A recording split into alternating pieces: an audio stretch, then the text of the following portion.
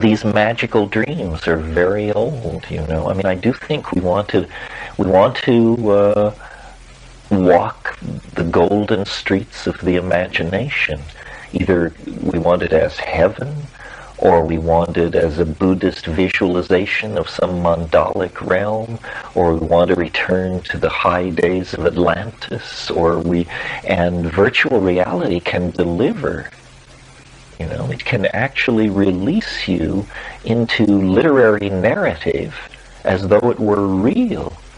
And, you know, I think very quickly the real struggle, in Greg Egan's fiction, he makes clear that, and I agree with him, that the real struggle that we will face in the future is the struggle to remain sensible to each other.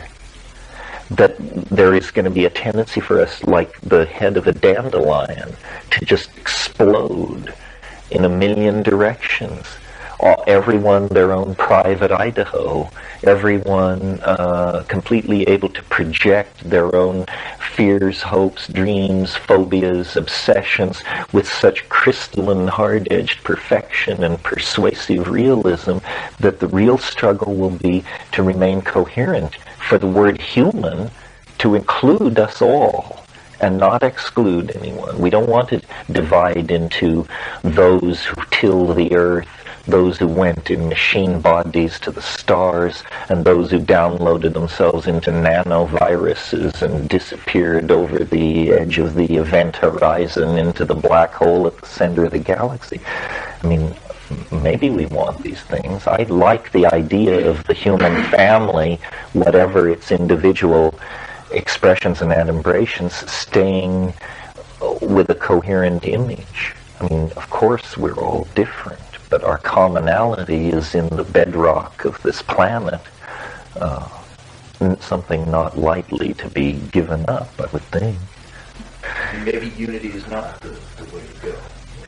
Well, this I don't have an answer here. This was the issue that hovered over Diaspora, the Greg Egan's novel that's set the most far in the future, because at least 3 forms of human beings had come into existence so diametrically different from each other that they operated basically in complete isolation from each other. I mean, some people became cyborgs, human-machine unions that were essentially immortal and that could cruise the stars and have, you know, cosmic adventures. And then, but what most people did was they became entirely digital.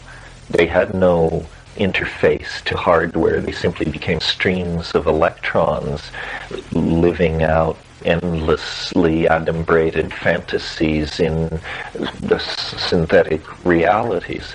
And then there was the predictable third group, the earth-centered purists, who tilled the soil and had dirt under their fingernails and actually had sex to procreate rather than dial up things out of vats and stuff like that. And I'm sure, but yeah, I mean, people will choose whatever they want, and of course people will migrate between one group and another. The one thing that all this makes me feel good about is I think it's an expansion of choice.